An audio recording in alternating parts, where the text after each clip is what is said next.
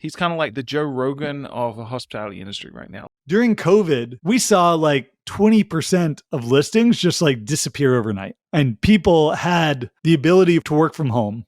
If you had a second home and you lived in New York and it was up in upstate New York, you were probably moving to that second home. Maybe you used to rent it out on Airbnb and like now my family's there and we're going to be calling it in. You had all the urban supply, like the Sonder, the Domios, the Stay Alfreds, the Front Desk, Lyrics, like all these companies just struggle. So many of them went out of business, inventory reduction. Demand came back really strong in 2021. And then you sort of had this time in 2022 where we had really low interest rates. Home values yet hadn't started to increase. And the average revenue hosts could earn had increased 30%. And it was a gold rush. We joked on the podcast that you could put a tent in your backyard and rent it out 100%.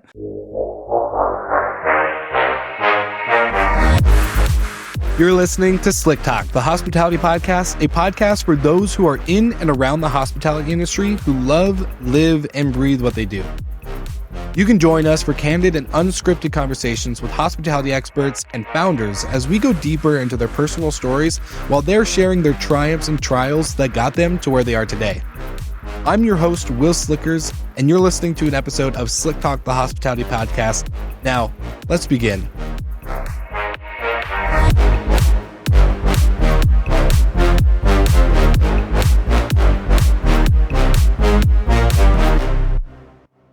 All right, Slick Talkers, today's guest is a special one. I can't believe I haven't had him on the show, but today we have Jamie Lane, who's the chief economist at AirDNA, a leading provider of data and insights for the short-term rental industry. If you don't know about AirDNA, I would be completely surprised.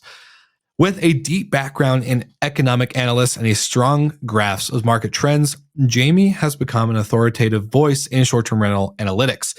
He is also the host of the STR Data Lab podcast, which is where he dives into data-driven insights and emerging patterns in the vacation rental market. And as a reoccurring guest host on Good Morning Hospitality, Jamie's expertise enhances discussions on macroeconomic impacts, industry shifts, technology trends, and so much more. His ability to translate complex data into actionable information makes him a highly sought after guest in hospitality and real estate sectors.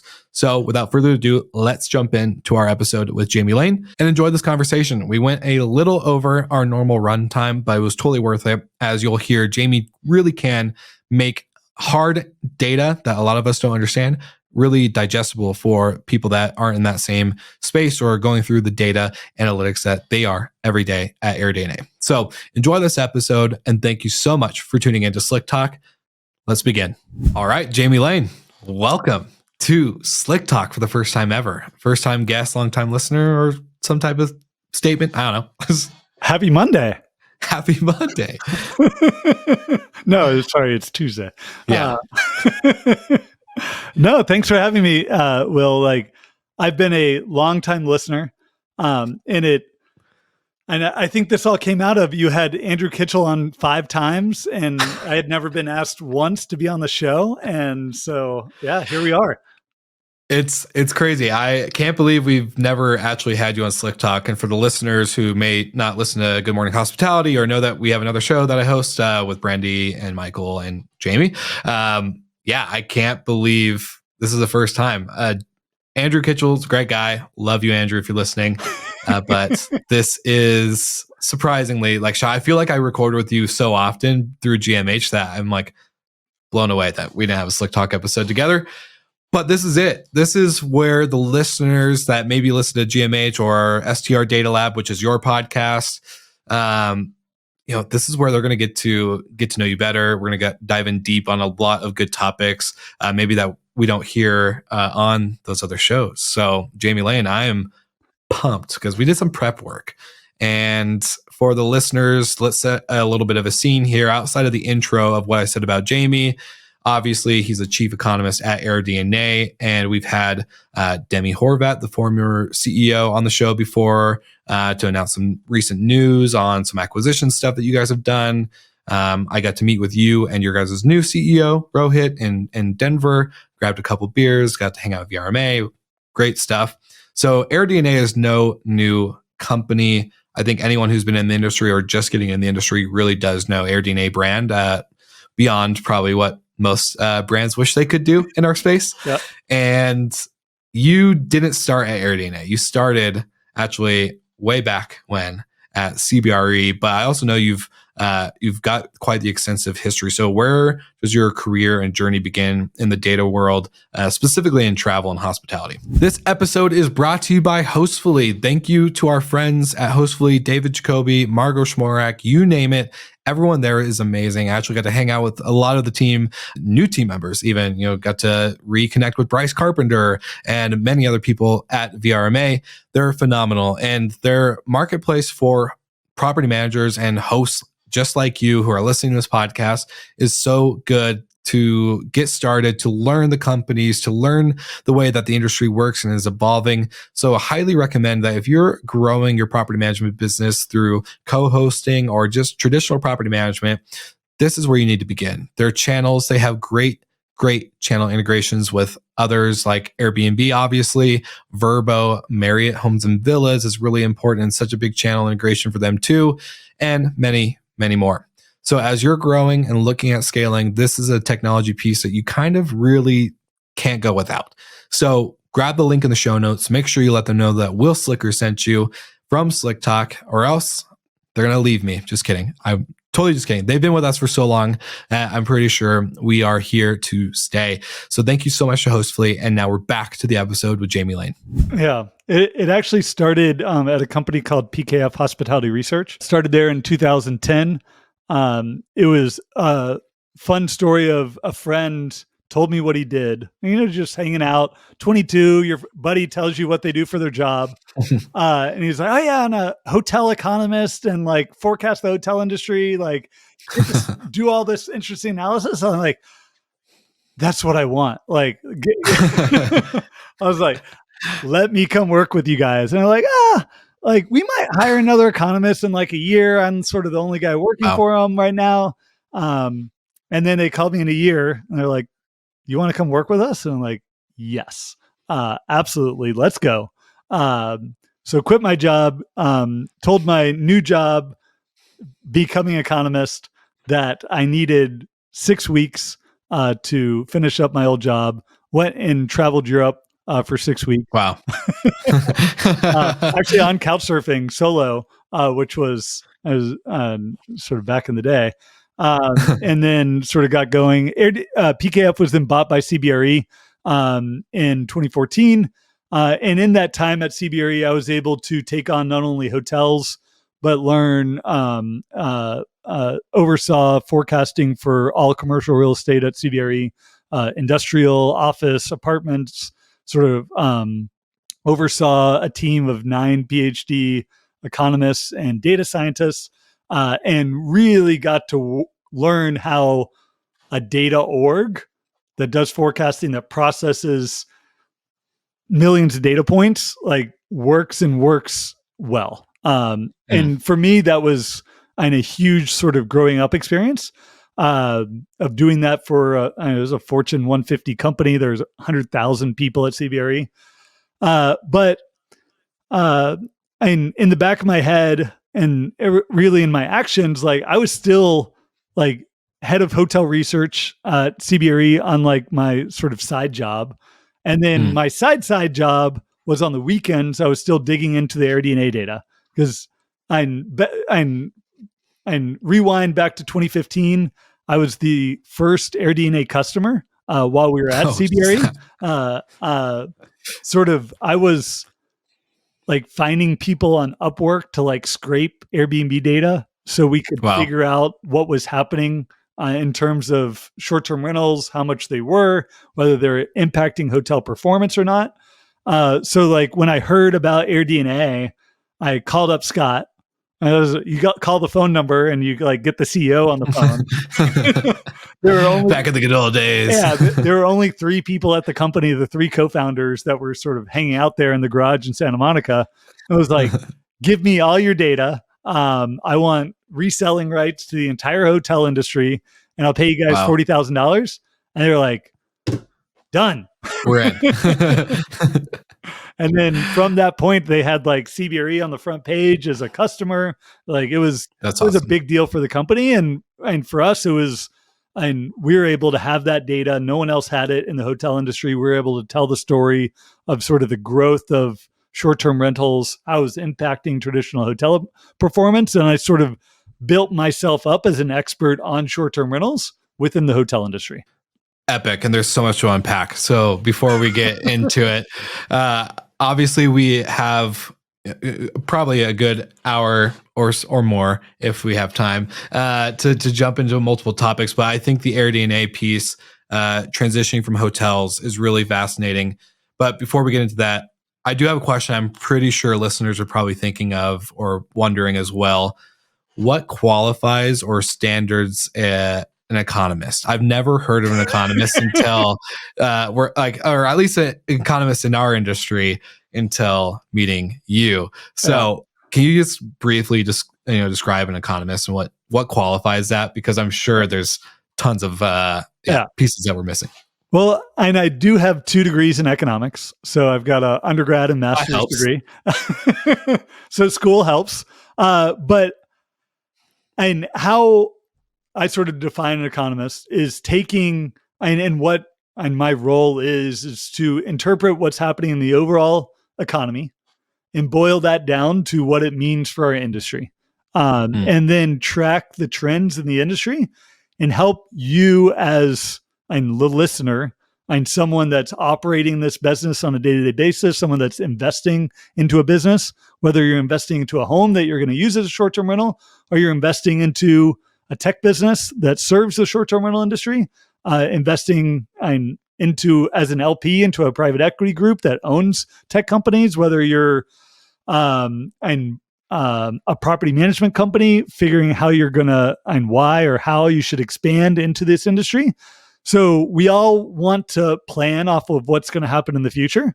So it's, as an economist, the role of an economist is to take what's happening now in the economy, what's happening now in this industry, and project that forward of what we think is going to happen in the future and how you as an operator, how you as an investor, and should think about future performance and how that might impact your business. So I should have called you before I invested in Top Key and Storied and a couple other companies in our space, is what you're saying?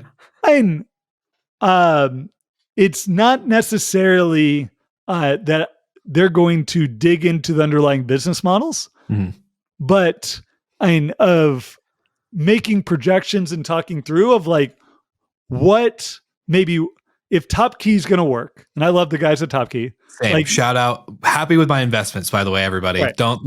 And this is also not investment advice. Disclaimer. Right. That maybe that there's going to be further professionalization in the industry, that supplies continue to grow. And if those 2 things are true, then a software centered around that we're going to have more professionals that are going to want to manage their expenses in an efficient way, like that could work. So there's a lot of data that goes into understanding, like, is the industry getting more professional or not? How do you define more professional? And then, is the industry going to continue to grow? There's quite a few analysts, I wouldn't call them economists, that were predicting that the industry was poised to collapse and that we were going to see hundreds of thousands of short-term rentals leave the market and that cause a collapse in the housing market. So those are predictions that economists can and do make. And you want to make sure, if you believe someone's predictions, that they have sort of qualified to make those sort of proclamations. So people aren't just giving out the title economists left and right. Oh, no, I totally prestigious. I totally just made it up one day. Actually, my roommate back in this was 2012, because I started at PKF. I was just an analyst, and then one day I was like, you know what? I'm going to change my title to economist.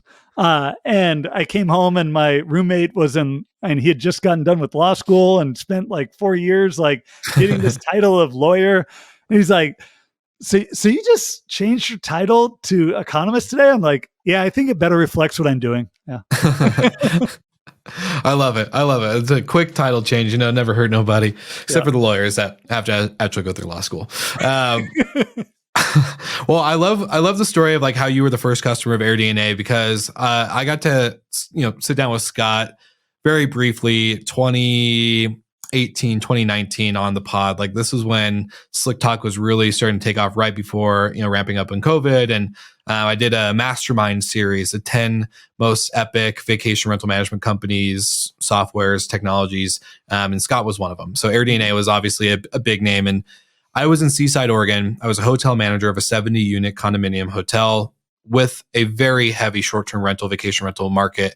Obviously, tons of listeners on the show are operators in this market as well. And I was getting interested in revenue management. I was obviously really excited about managing the front desk and the team and making sure that the property was profitable.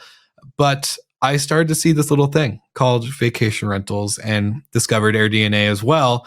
And I thought, for me, I was like, oh, this is the first time hotels was really bringing in short-term rental data and analysis into their strategy, right? But you obviously were the real OG in that. And so what, I guess, like the way I want to frame this is like, how does one person grab this information and try to piece it together when it hasn't been done before? Obviously, I'm sure you had to have a lot of talks with Scott and the rest of the AirDNA team, but I'm sure there was a lot of learnings that came through that. So I'm just kind of curious how that initial beginning process was and kind of leading up in today, and then we'll go into some more topics.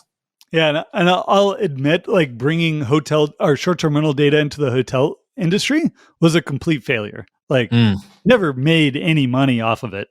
We sold some subscriptions, but it only covered the sort of $40K cost of essentially gave me free data to play with. And a big piece of it was in the hotel industry. Like I could see it being really helpful on the Oregon coast, independent boutique hotel. Like sure. Not a lot of comps out there. You go out, try to get your star report, and it's like, no one contributes. So and there's not a lot of data to sort of build your industry off of. Our star report was just everyone dropping rates because they're just trying to fill rooms. It was so annoying. I was like, guys, I'm actually trying to make money here. Yeah. But yeah. Yeah. So, and what we did was, and we tried to build out views that would help someone that was sort of analytical at a hotel company. In reality, it only ended up being useful for the public hotel REITs. So the public companies that their investors were asking them, like, how are short-term rentals impacting your business? And this was like 2015, 2016. Airbnb's growth rate and listings were doubling every year. People and investors were really worried on the hotel side of like, how much supply is this? How much is it impacting ADRs in traditional hotels? So really what it gave us was a variable, a data point to introduce into our forecasting models for the hotel industry to make our predictions there more accurate. Not necessarily that we're creating like the star report for short-term rentals and bringing that hotels, because quickly we found that they didn't want it. They weren't going to use it. They weren't using the star reports they already had of their actual competitors in the hotel space, or at least most of them. So it didn't make sense to try to add another variable to their arsenal that they weren't going to otherwise use. And I think we've sort of seen that, and in some extent with OTA Insights buying Transparent of like, it's still, I don't think, a data point that hoteliers are looking at on a regular basis outside of maybe the unique and independent boutique hotels, that they really have to be tracking how short terminals are pricing on a day-to-day basis.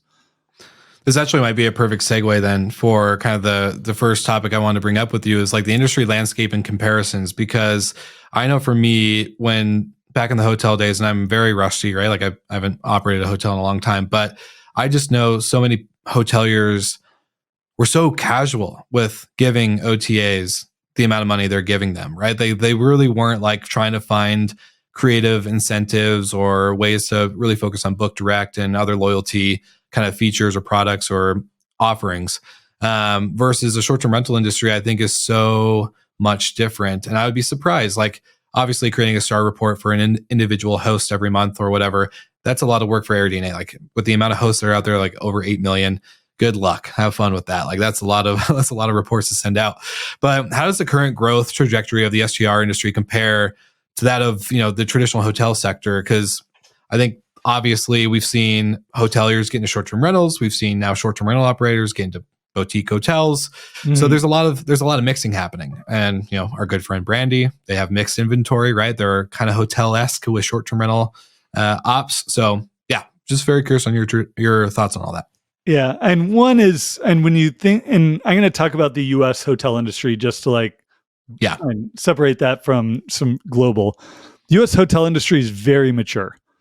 And mature industries typically grow at the sort of same pace as the overall economy. So typical year, we get about 2% GDP growth, and we spend about 2% more on travel every year. And as an economy, maybe 3% because people spend a little bit more every year on travel than they do on other things. That's sort of the shift from goods to to experiences that we've been sort of tracking over the years. But you don't get outside of the fact that a good year for hotel growth, either on supply or demand or rates, is 2 to 3%. And right now we're well under that at 1% supply growth for the hotel industry. Maybe 1.5 new, you got 0.5% sort of churning out, becoming obsolete. So, and then the big hotel chains and Marriott, Hilton, growing maybe 4 or 5% inventory, most of that happening outside the US. So there's not a lot of growth. There's not a lot of innovation happening in terms of new product, new sort of things in the hotel space. Very sort of mature.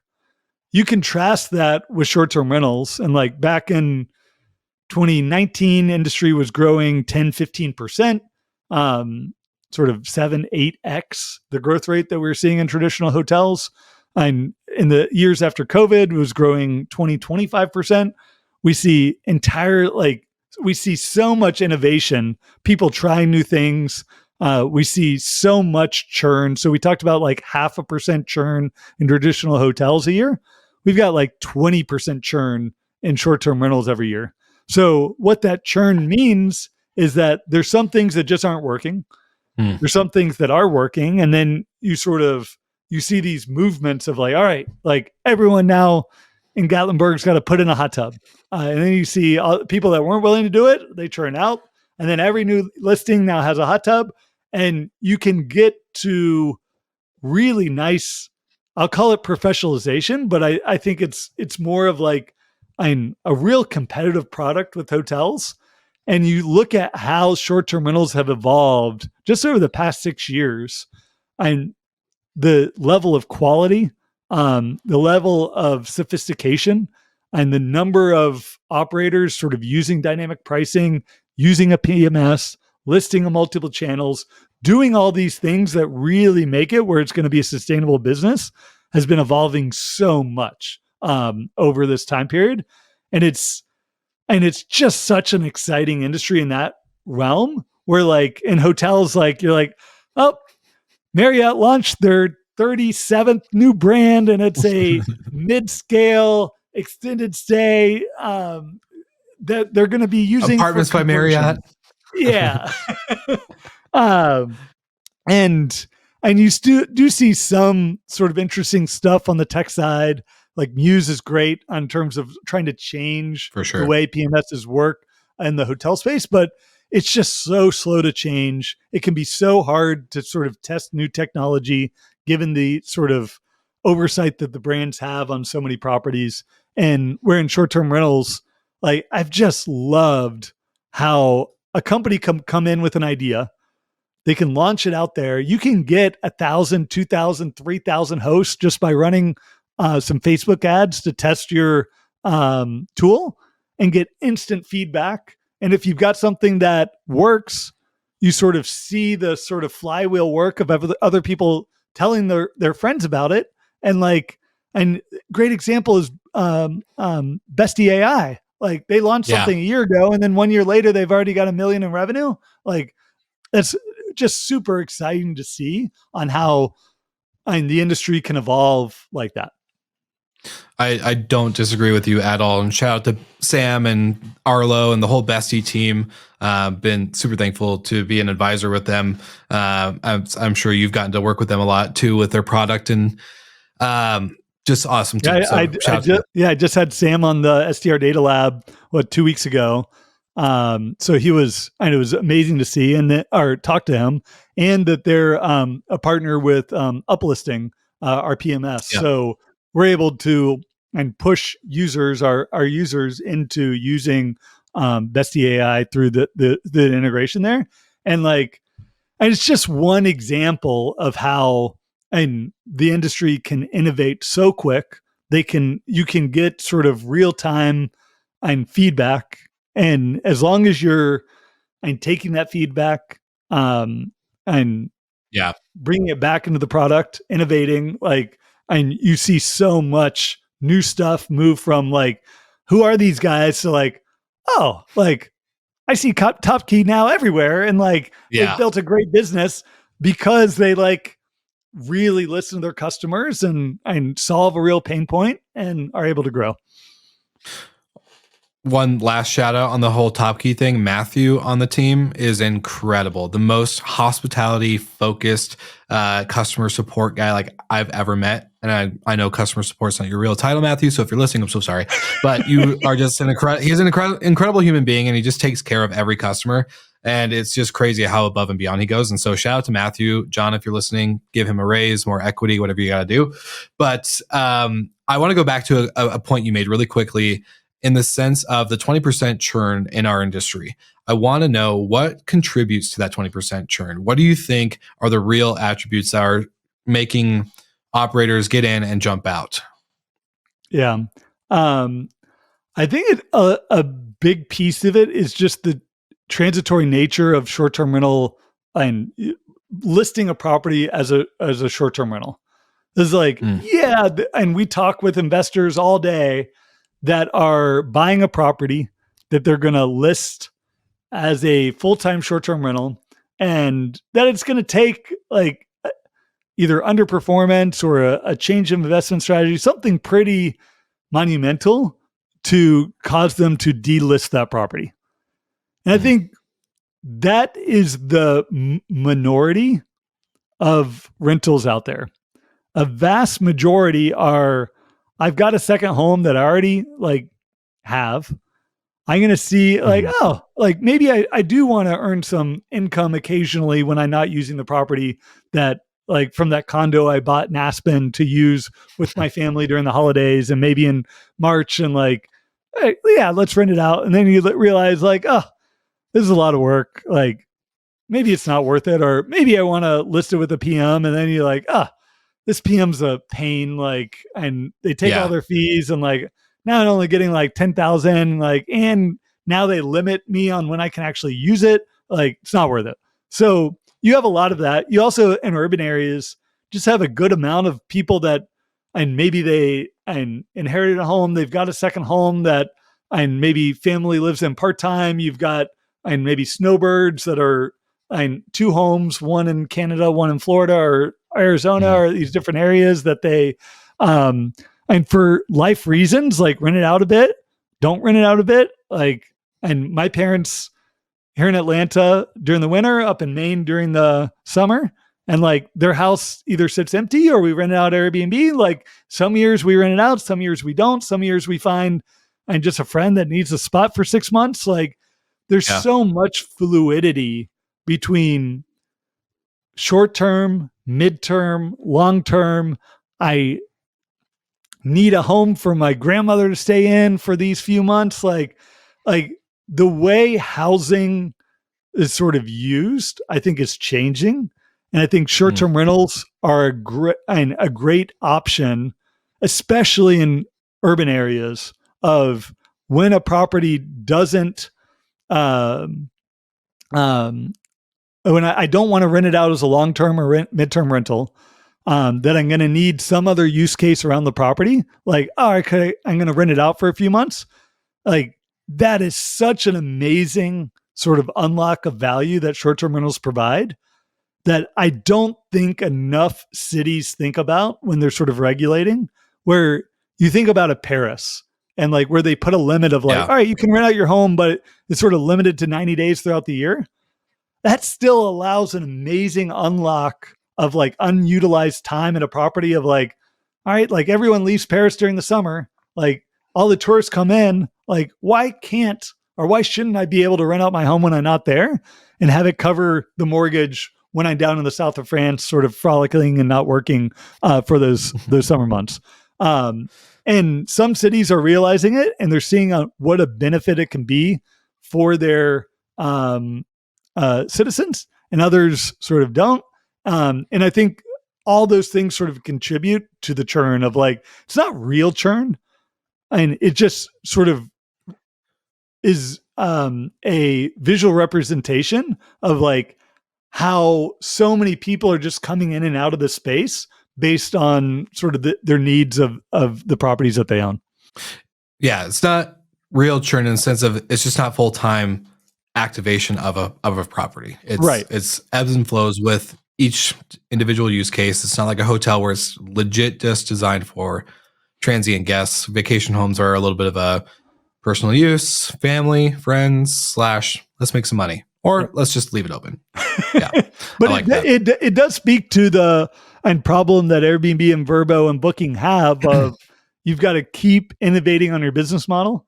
And if all of a sudden a whole lot of more people are starting to use it for midterm rentals, like Airbnb, like you should evolve like how you do payments for stays longer than 30 days. Like you should evolve like what your service fee is for 3-month-long trips. Like, and that's where I love that when they see how people are using their platform, that they're modifying their platform to suit that need, not necessarily trying to change someone's action to fit the platform that they built.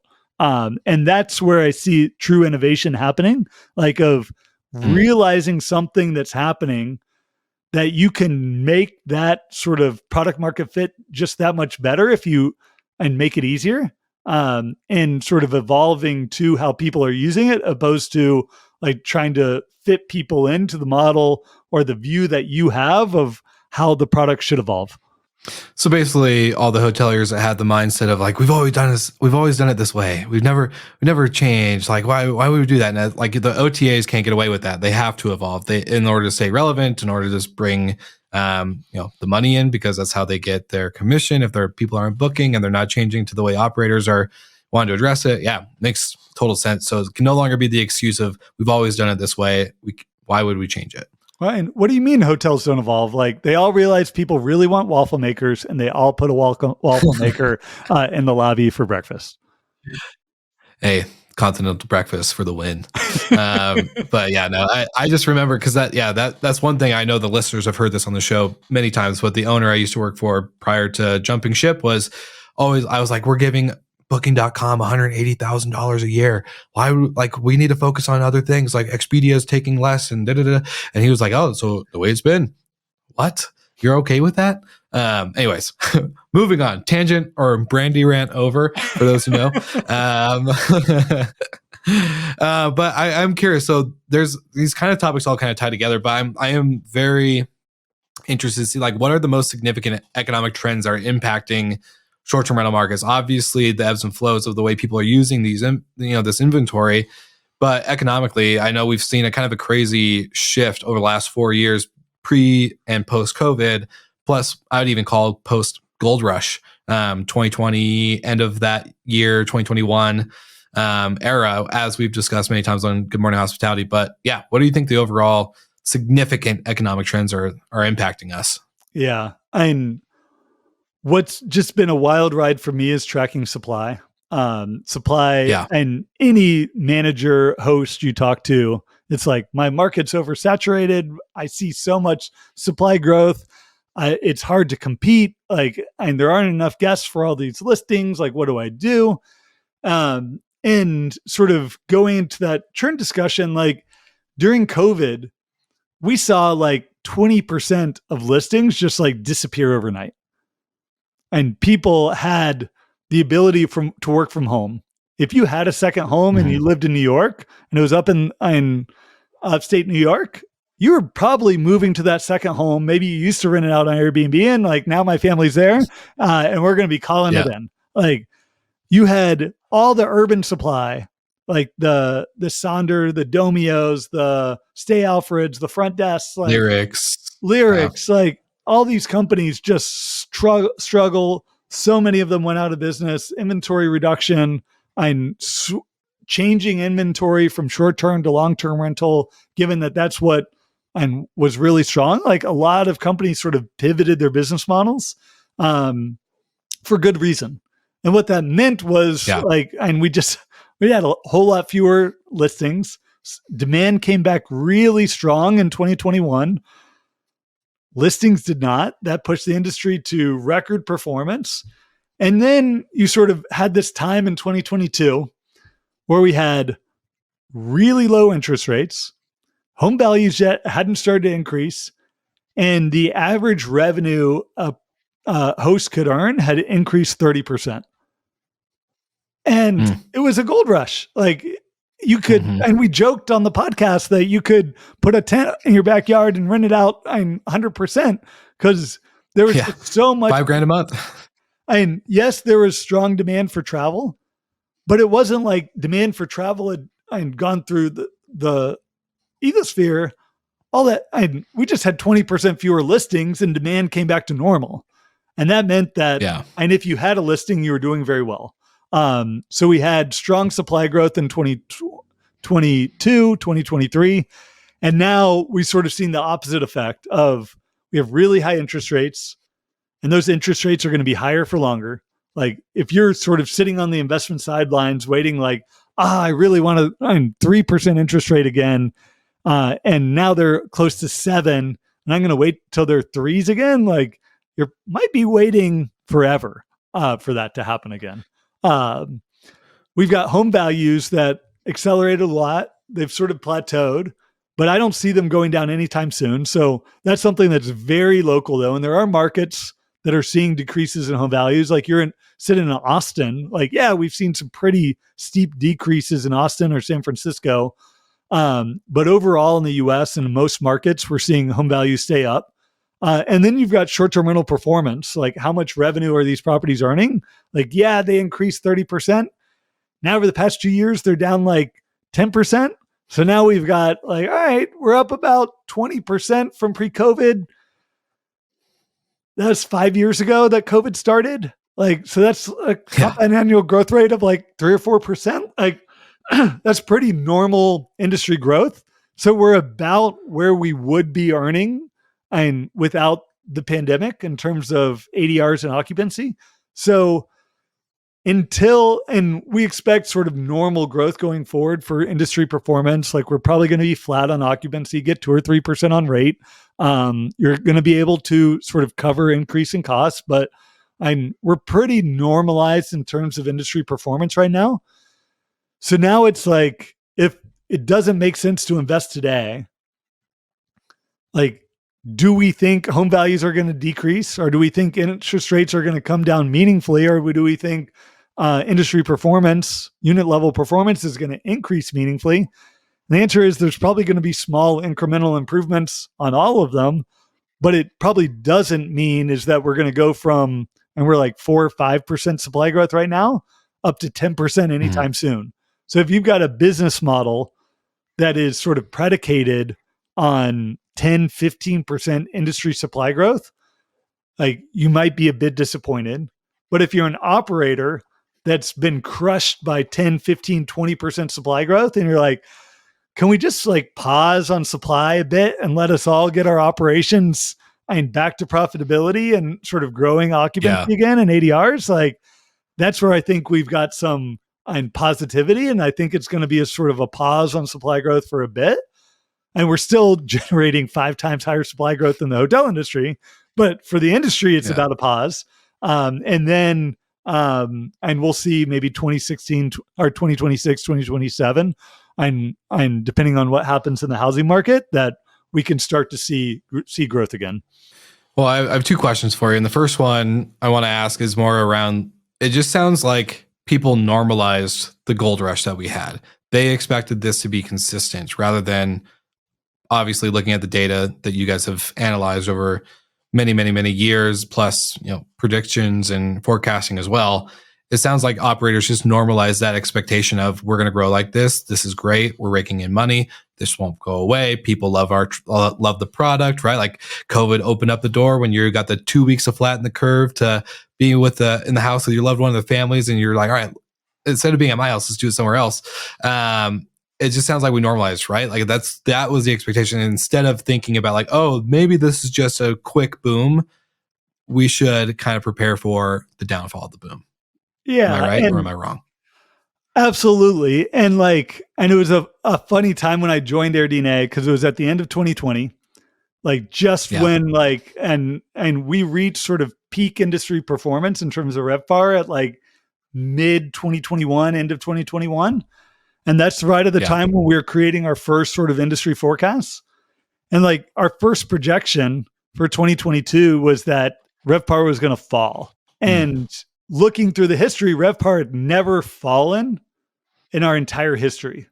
And I come in and they're like, Scott, CEO's like, so you're going to create our first forecast. We've never had one before. And you're going to say that industry RevPAR is going to drop 5%. I'm like, yeah, we're peak occupancy. We're well above levels we've already been. We can see the supply wave coming. It's going to drop. Sure. And so, and why you want sort of an economist, why you want sort of these analysts looking at the data and trying to make predictions and trying to build models off of this stuff. Because occupancy does, you look at hotel data, you look at any sort of measure of occupancy that is sort of driven by supply and demand, over time, it evens out and it sort of oscillates along the long run average. And if you get to a time where it's well above, that means people are earning excess profits and supply is going to come in. And if you get below, that means people are going to stop investing and that's going to allow industry performance to catch up. And it's just cycles, and industry cycles, business cycles have been around since the beginning of time. And it's sort of applying that sort of thinking to now, okay, what's happening in our industry. All right, Slick Talkers, this episode is longer than normal, so we want to make sure you are well caffeinated with Well and Good Morning Coffee, brought to you by Well and Good Professional Services and, of course, Good Morning Hospitality, as we've joined ventures in this coffee brand, as our coffee is in all of the Well and Good homes and guests are loving it. So gone are the days where you have crappy coffee in your vacation rental that doesn't get used or just gets put away and out of sight. So that way people have to look and think about the nasty coffee you're serving them. If you're serving great coffee, keep doing it. But at the end of the day, craft coffee is where you can really enhance the guest experience. And that's where we realized we can help our listeners. So you can go to the link in the show notes to learn how you can purchase or even get Well and Good to become your turnover property management company, where the moment the guests check out, they're able to go clean, service the property, inspect it, and of course, ensure that your guests are well caffeinated for the next trip and the next stay. So as we like to say with Well and Good Morning Coffee, for the best stays, for the best days. So please grab the link in the show notes, stay caffeinated, my friends. And of course, we are back to the episode with Jamie Lane, Chief Economist at AirDNA. Yeah, well, very well said. And the second question I wanted to ask, and I never get political on the show. We never bring up politics or elections, but obviously we're recording this post-election day. And we saw the Fed drop rates pretty quickly. I was actually surprised. Is that going to impact anything? I know we're not, for the investors that are listening, waiting for that 3% interest rate, probably not going to happen. But the Fed is still dropping, potentially predicted to drop more. The stock market is up. Bitcoin is up, record numbers, right? All these things seem to be up. Can you, does this impact the outlook for the next 2 years? Or is this just, again, probably a post-election high? Yep. So, and a few factors there. And what the Fed does and is really impacted by what's going on in the economy. So how does the election impact what the Fed is going to do? In the near term, it doesn't impact it at all. Like no matter if the Democrats or Republicans would have been elected last week, like Jerome Powell and the Fed still would have dropped interest rates by 25 basis points. Like that was baked in. And that's all the they did confirm that was baked in. That wasn't like like we're seeing okay, cool. No. Good to know. And we're probably going to have one more. We're going to have one more drop in interest rates in the December meeting. And that like there's prediction markets on it. And we were at like a 95% chance of a 25% basis point cut from the Fed. And there's still, I think there's 70-80% chance in December. And like that's absent on what's happening in the White House.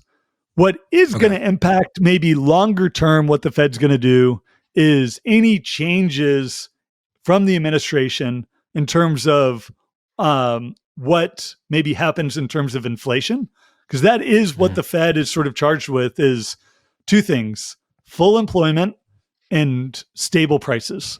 And stable prices has sort of been defined as a 2% change in CPI or inflation on a yearly basis. So we're all comfortable with 2% increases every year. We don't want it too far below. We won't want it too far above. And if inflation gets too high and you got to raise interest rates to sort of slow growth and move it down. What the election does sort of change is like right now we've got a divided Congress and divided government. So you've got the Democrats in the White House, you've got Republican control of the House. So in many ways, there's just not anything happening. That's going to change come January. The Republicans are going to control the White House, the Senate, and the House. And what that means is that they're going to be able to pass stuff, and more than likely, they're going to pass more spending. They're going to pass tax cuts, which will be and stimulatory to the economy. And more than likely, that's going to lead to more inflation, which is going to mean more than likely that the Fed is going to cut interest rates as much as they otherwise would have if we would have maybe had a Democrat in the White House and Republican control of the House and Senate, which probably would have meant that, at least for the next 2 years, that nothing was going to get passed and no new spending or tax cuts were going to be happening.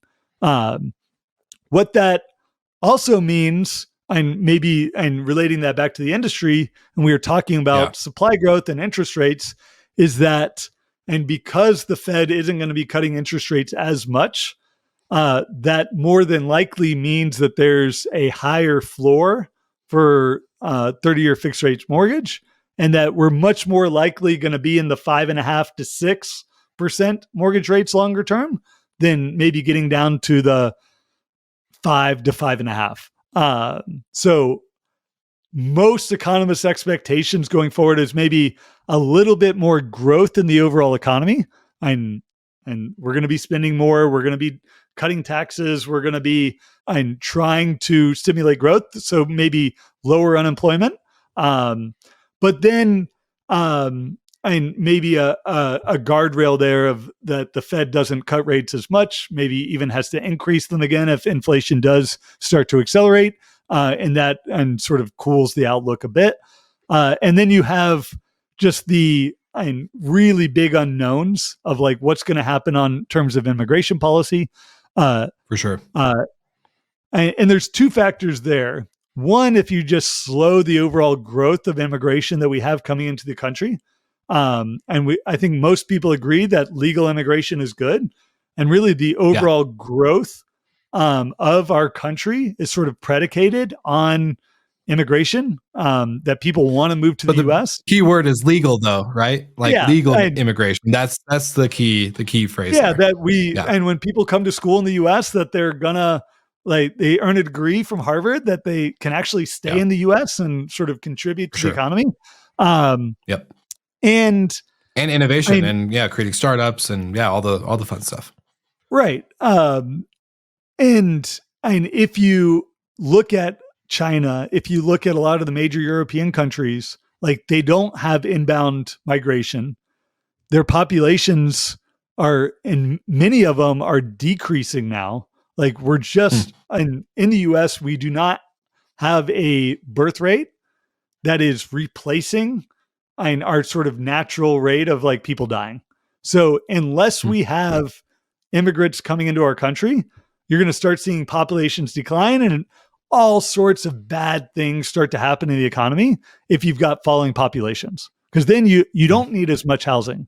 Then you got housing values that start to fall. So you start thinking about and investing in a home that's going to be a depreciating asset. Like, that's really scary. You start thinking about your economy, that inflation's not going to grow, that you're not going to get a raise every year, that your salary might actually decrease on any given year because prices are going down. So a healthy amount of immigration is good for the overall economy. It's built on what the country was sort of built on growth. And if if that flattens or even starts to decrease, and that could have long-term detrimental impacts to the country. Yeah, I'm very, we won't sit on this topic much longer, but in the sense of legal immigration, I think it's going to be really important that our government gets more efficient. As I know, this, the new party coming into the White House is very, hopefully, actually going to live up to that statement of like making the government more efficient, getting rid of some agencies that are not needed, and actually create a process that makes it makes legal immigration really good for the good people that actually do want to come in and do contribute to our society and become citizens and, live up to our values and our Constitution. So I hope you're right in that term, because diminishing population is a little interesting. Sounds like for all of those of us who are single need to start shacking up and putting some rings on some fingers so we can make that make that a little bit different. Well, if you could start doing your part. Yeah, seriously. Hey, I'm working on it. I'm talking to someone now, so more to come later, but we'll see. Jamie, one of the interesting things I really did want to talk to you on this episode about was some technology stuff. And I know we covered a lot of data, a lot of economics, and even some politics, which I have never done on the show. So for listeners, just know we try to be as very respectful as possible with your personal political beliefs. And we don't want to impose anything there, but just take this all with a grain of salt as you can. The short-term rental tech ecosystem is very interesting. Obviously, as you know, Andrew Kitchell, been on multiple times. We've talked about the tech landscape, and you guys are an interesting player. I was thrown off in the beginning of this announcement or early news that we got about you guys acquiring Uplisting shortly after acquiring Arrivalist. So Uplisting, for those who don't know, Vinny actually was on the podcast back in 2020, the co-founder of Uplisting, which is a great property management platform for investors and operators. And I was surprised. A data company, why would you guys acquire a property management software?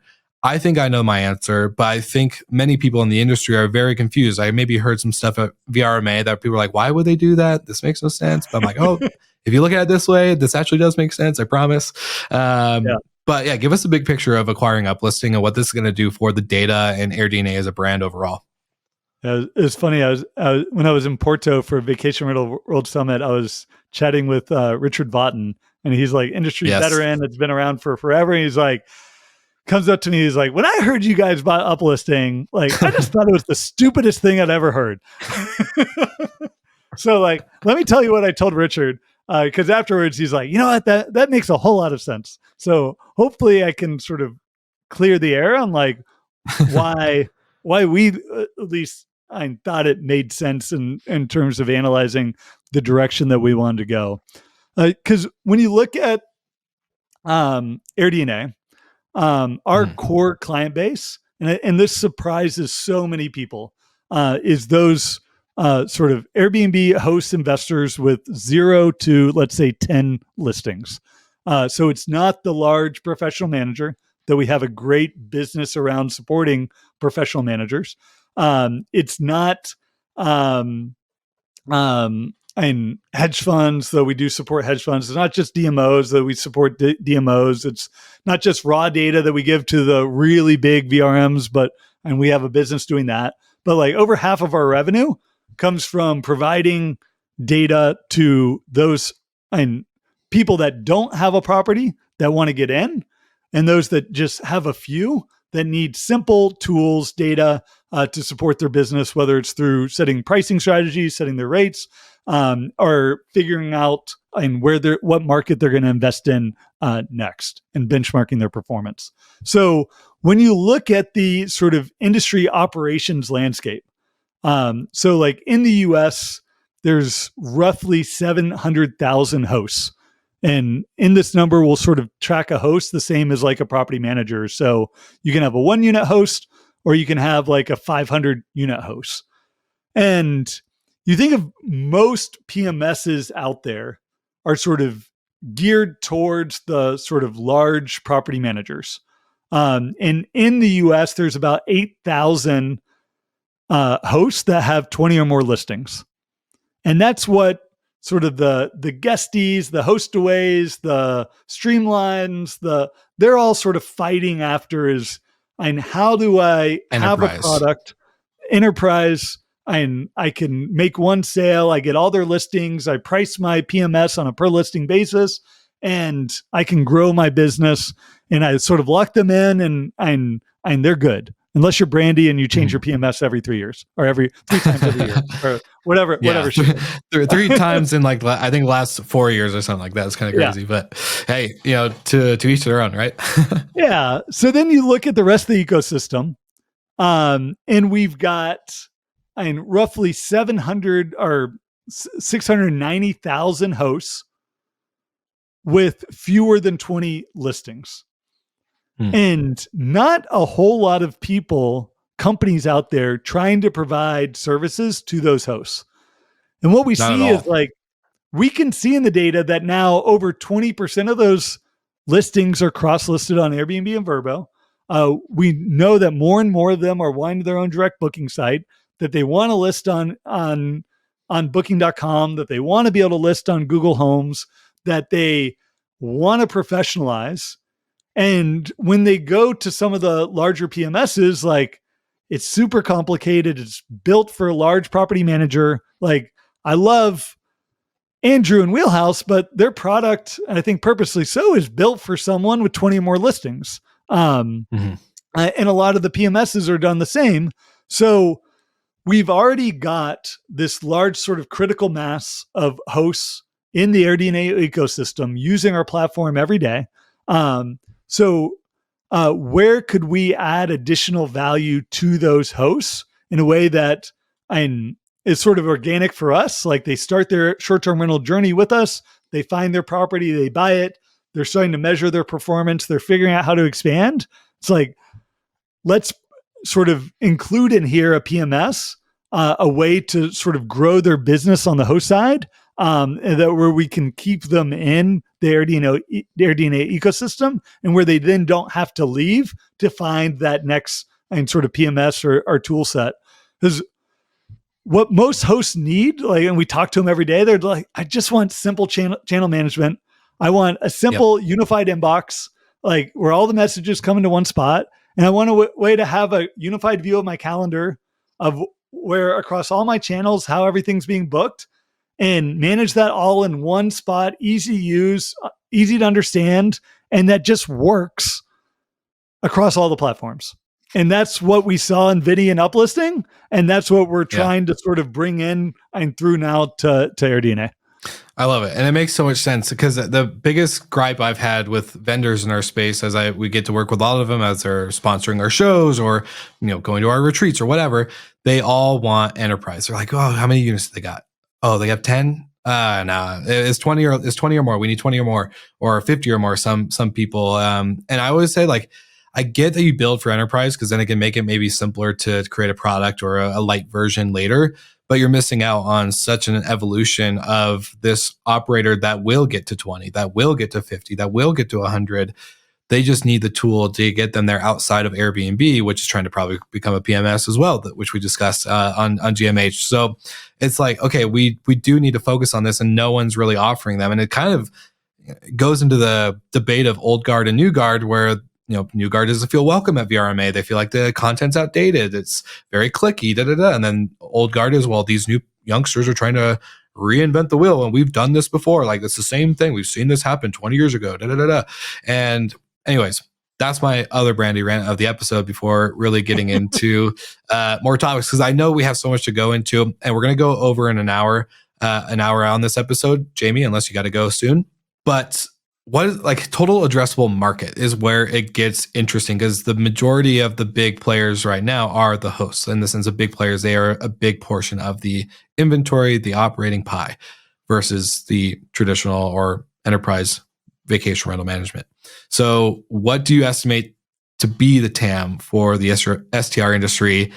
And how has this number evolved over recent years? Probably, I'm going to just predict and assume that COVID had something to do with a change in those numbers or predictions. But yeah, I would love your kind of oversight. Yeah.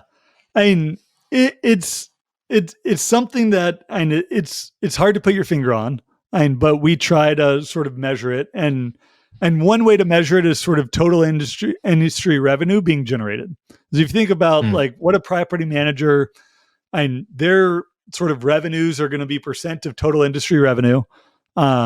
Typically a PMS or dynamic pricing software provider is going to be maybe a per listing or a percent of revenue as well. So I feel like that sort of total revenue number is a good sort of indicator of like what the market is out there today. In the US right now, it's about over the past 12 months, we've seen about $65 billion generated in terms of industry revenue. And that's up about 16% year over year. So what's included in that is sort of the rate someone's paying and the cleaning fee. And cleaning fee is actually a pretty meaningful part of that overall revenue piece. And I think to many guests again. But then when you compare that sort of industry wide, because so many players out there are international. So if you're launching a tech play today, more than likely it's going to be international, not just sort of domestic focus. Because you look at listings out there, US is only 17%-ish of total industry sort of supply. So US is actually a pretty small piece of the overall industry. You look at globally, short-term rentals generating about $175 billion in revenue. So pretty significant and sort of addressable market out there. And that we saw grow at 22%. So when you think about, and we talked about sort of short-term rentals compared to hotels. So we are maturing in a few key markets. And Airbnb talks about this. I think Vrbo talks about this as well. Like the US, the UK, Australia, France, like there's a few areas where industry supply growth is not going to be growing, probably 20, 30% anymore. And then there's so much of sort of the global ecosystem in so many countries where short-term rentals compared to hotels and just short-term travel in general, just totally under penetrates sort of what's going on in the overall economy, especially in short-term rentals, where you can just point to so much growth potential. Like in Latin America right now, revenue's growing 35%. Wow. In Asia Pacific, it's growing 25% plus. So there are these areas where there's just a lot of potential for future growth. And that's where, if I was thinking about like where I wanted to sort of set myself up in front of, I'd be like, all right, like, yeah, maybe I can steal some share in the US or I grow into this market if I have something really unique. But if I can have a product that's going to help host in Latin America, help host in APAC, really grow and make it easy to grow in these international markets, this is where we're going to see a lot of future supply growth going forward. Super insightful. So much to unpack still, but I'm curious, kind of the secondary question around all of this is, I think you've seen it, I've seen it, a lot of short-term rental investors, operators, owners, etc., have gotten into the space. And now we're seeing a lot of them actually get into boutique hotels, right? They're buying hotels, they're flipping them, they're converting them, applying short-term rental technology, whether it's a PMS like uplisting or using AirDNA data, maybe even like just adding some smart locks, getting rid of the front desk, you name it. I'm curious, how blended is this going to get? Because obviously the total addressable market for short-term rentals specifically is significant, as you just stated, but how much of that now is going to blend through operators on both sides, actually kind of jumping into these different sectors? Is that going to really impact? Is that really going to make a difference? Or are we just seeing it because you and I see and know everybody basically in the industry that basically wants to get into boutique hotel management now, including us? I'm guilty. We got a hotel in Kentucky, not complaining. I'm totally here for it. But just curious if that has any kind of impact overall. Yeah. And there is, and on the tech space, every vendor wants to be an all-in solution. And, for sure. And you see that from AirDNA, you see that from so many others out there. And if you're not going to scale through just and getting more listings and having more property managers that you can sell to, like grow your offerings and be able to get more revenue from each customer that you already have. There's also and it's funny on the boutique hotel space, like you see so many short-term rental vendors and seeing opportunity there. And I think it goes back to the beginning of so little innovation on the hotel space. And like, for sure, it's almost the exact same phenomenon of if you are a tech vendor in the hotel space, like I could care less about the boutique independent hotels. Like I want to create tech for the large chain hotels where I get one contract through Marriott and they push it down to all their properties. And that's how I sort of scale my tech. So you've got short-term rental vendors being like, oh, like I can sell to one hotel and get 80 units in one like foul swoop. Like this is amazing. So you do see an evolution there. I do see more innovation happening in the short-term rental space, as I said. But there is the sort of need to scale. And that is a challenging one. We're sort of making the bet that we can scale through a number of customers and that we can continue to grow top of the funnel, and that we get millions of hosts sort of coming through AirDNA, and that we can convert some number of them, while others it's like, all right, I know I've got to do a sales-led process. I know I got to go to these conferences and get in front of 10, 20, 30, 40, 50 property managers and hopefully get 10 or 15 sales out of it. It's just a different process of going about sort of the same scale question. Yeah, you're not wrong. And it's very interesting. Like you mentioned, I think you mentioned, if not you, the person I was recording with before, Bart Jan from Automizer, we're talking about Muse, and as a great property management software, you can look at their marketplace actually and see a lot of short-term rental technologies integrating in there now. You got the Breezeways of the world, you got the Wheelhouses, you have many, many others. I even believe you guys are in there. I can't quite remember, but I think I saw your DNA. It's been a while. I haven't checked. Anyways, it's a good sign of the times in the sense of like, okay, I think this is going to be a little bit more significant of a play. But Jamie, before we fully wrap up this episode, I want to go into quick economic resilience and kind of risk factors, right? Like I think a lot of people, it's been a kind of a tough year for a lot of operators. We've seen operators go out of business. We see the lack of funding and acquisition, activity happen. But what shifts in, I guess not even what shifts, what macroeconomic risk factors do you believe could disrupt the short-term rental market in this near future? I think we're all we've been anticipating for the election to be done. Now it's done.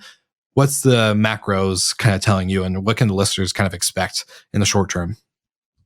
Yeah, I mean, I'm pretty bullish on the economy going forward. I would have been no matter who's in the White House. We're in a lot of ways seeing one of the best economies we've ever had. We've got record low unemployment. We've got stable inflation now. We've got a housing market that, while not healthy, and prices are stable. I'd hate to be a realtor right now, though, just with the lack of inventory and lack of sort of transactions happening. But it really points out changes of like on their commission too. Yeah. Yeah, they had to change that whole. Yeah, sorry. That when you look overall at the economy, it's really great. But there's sort of pockets that are in recession and seeing pain. Certain, and you see that in the industry too. Like on overall, like we're growing RevPAR by 2 or 3% right now. Occupancy is pretty stable. We're getting a little bit of rate growth.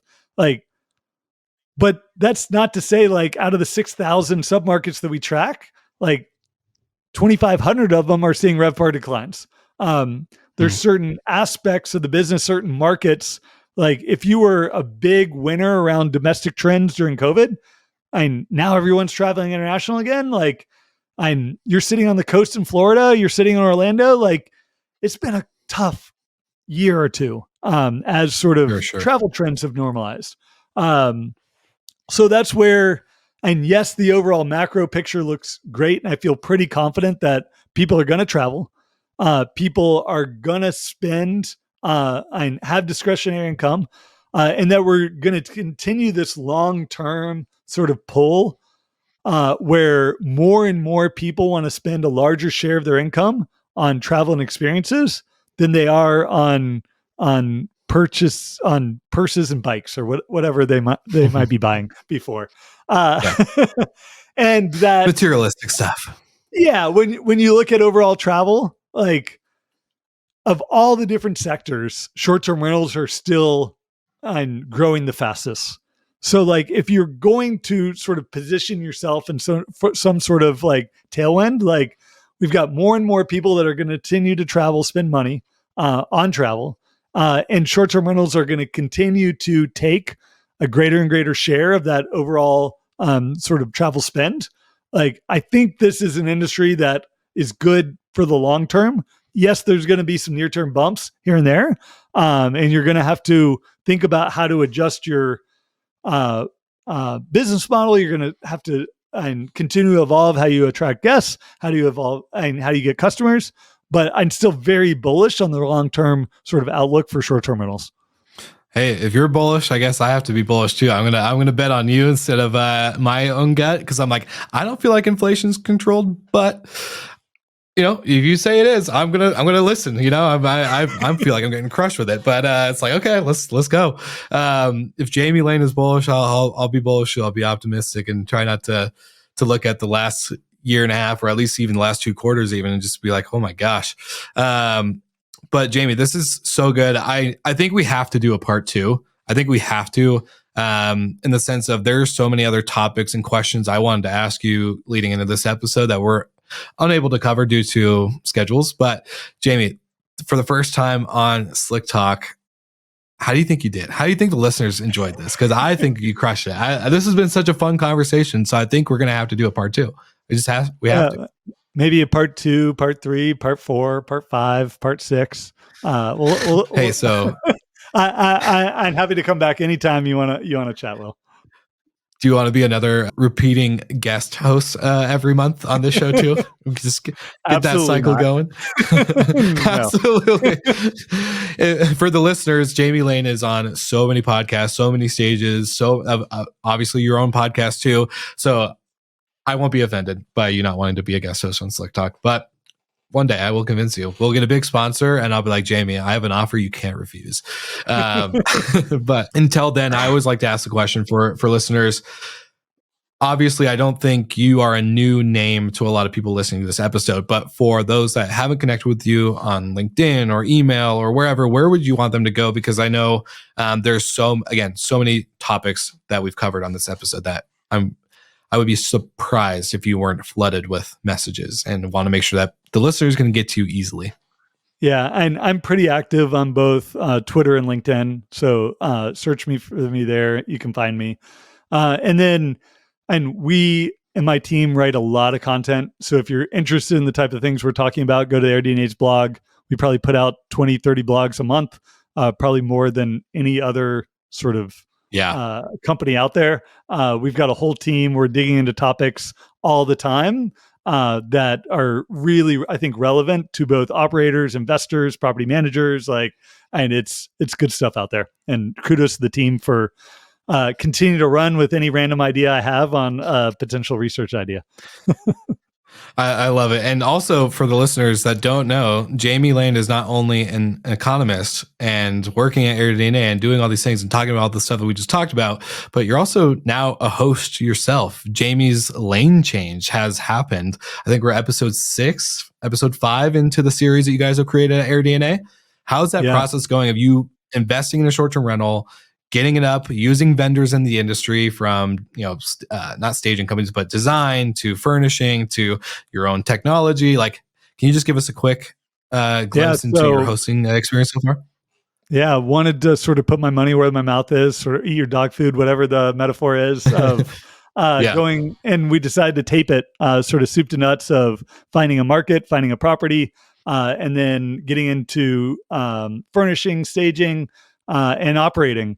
So we've just had guest 4 nice stay at the property, all 5-star reviews so far. But it was awesome and way more work than I expected, a whole lot more fun than I expected to.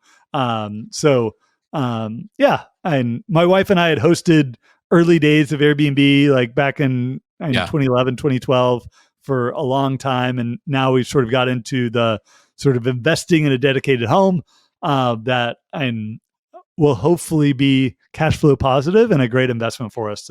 But we'll see. And we'll keep everyone sort of updated along the way. But you can find that on AirDNA's YouTube channel, Jamie's Lane Change. For sure. I was going to say, for all the listeners, there's going to be quite a few links in this episode, actually, because we're going to link the STR Data Lab, obviously some other stuff that we've seen you on stage speak about, and then also your Jamie's Lane Change on YouTube. It's a great series. Congrats to you and obviously Austin and the other team members at AirDNA have put this together. It's actually really entertaining and fun to watch. And so I think you guys really came at a really good approach. For listeners that want to see this experience, go for it. It's actually really incredible. So I'll make sure that's all linked in the show notes. Your LinkedIn, your Twitter, all that will be in there too. So for the Slick Talkers out there, subscribe, give Jamie Lane all the love from the show and show him how much this conversation meant to you, as we're going to get to part 2, part 3, part 4, part 5, part 6, part 7, part 8. I'm just kidding. In the near future, obviously 2025, we're going to have a lot to cover. And shameless plug, you can see Jamie once a month or more times, depending on the topics that we pick for Good Morning Hospitality. We'd love to have you guys over there too. And Jamie, until then, we'll see you next time. Thanks, Will.